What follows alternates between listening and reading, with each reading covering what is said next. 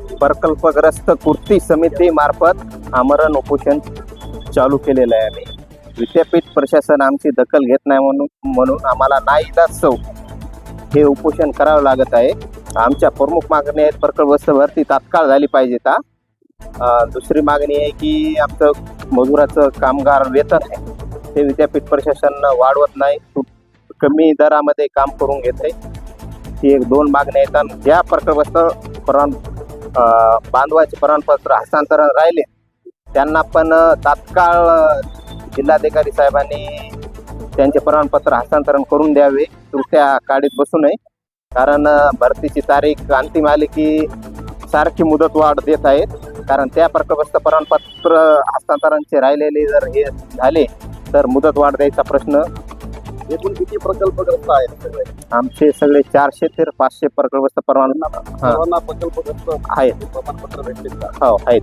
फक्त 50 ते 100 लोक राहिले तर लवकर भेटले. नाही प्रकल्पग्रस्त प्रमाणपत्र हस्तांतरांचे त्यांचे पण आम्ही याच्यात 4 नंबरचा मुद्दा आहे की त्यांना प्रमाणपत्र जेव्हा निघल म्हणजे वेळ लागत असला तर त्यांना विद्यापीठ प्रशासनाने संधी द्यावी. प्रकल्पग्रस्त कृती समिती मराठवाडा कृषी विद्यापीठ परभणी आणि डेमोक्रेटिक इंडियन ट्रेड युनियन जिल्हा शाखा परभणी कामगार संघटनाच्या वतीनं या ठिकाणी संयुक्तरित्या आम्ही या ठिकाणी आज उपोषण आणि धरणे आंदोलनाला बसलो आहोत. गेल्या अनेक वर्षापासून या ठिकाणी प्रकल्पग्रस्त कृती समितीची मागणी आहे की प्रकल्पग्रस्ताची जी जाहिरात निघालेली आहे, गेल्या वर्षभरापासून जाहिरात निघून आणखी नोकर भरतीची प्रक्रिया विद्यापीठ प्रशासनाने केलेली नाही. तेव्हा महाराष्ट्रातील तिन्ही कृषी विद्यापीठाची जाहिरात निघाली आणि नोकर भरतीची प्रक्रिया त्यांनी सुरू केलेली आहे, त्यांच्या परीक्षा सुद्धा झालेल्या आहेत. परंतु या ठिकाणी प्रकल्पग्रस्ताच्या नोकर भरतीचा प्रश्न एकदम किचकट झालेला आहे. विद्यापीठ प्रशासन वारंवार या ठिकाणी विलंब लावत असल्यामुळं या ठिकाणी कृती समिती प्रकल्पग्रस्ताची अशी मागणी आहे की तात्काळ या ठिकाणी नोकर भरतीची प्रक्रिया पूर्ण करून प्रकल्पग्रस्त उमेदवारांना या ठिकाणी नोकरी सामावून घेण्यात यावी. त्याचप्रमाणे मराठवाडा कृषी विद्यापीठा अंतर्गत विविध विभागामध्ये अनेक वर्षापासून प्रकल्पग्रस्त मजूर आणि इतरही मजूर तुटपुंजा मजुरीवर काम करत आहेत. विद्यापीठ प्रशासन कामगार कायद्याप्रमाणे किमान वेतनासह कंत्राटी मजुरांना या ठिकाणी वेतन देत नाही.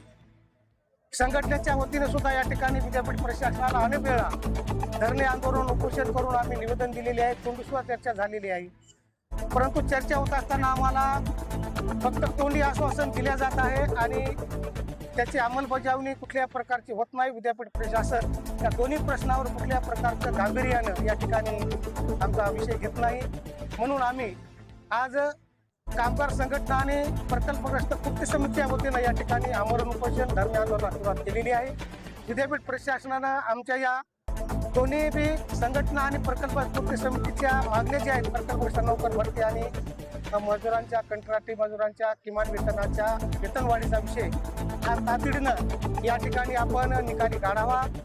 जर करून या ठिकाणी आमच्या कुठल्या प्रकारची विद्यापीठ प्रशासनाने जर गांभीर्याने दखल घेतली नाही तर प्रकल्प कृती समिती आणि प्रकल्पग्रस्त कृती समिती आणि कामगार संघटना संयुक्तरित्या या ठिकाणी आम्ही तीव्र आंदोलन छेडू आणि जे काय परिणाम होतील त्या परिणामाला विद्यापीठ प्रशासन जबाबदार राहील अशी या ठिकाणी आमची धारणा आहे, मागणी आहे.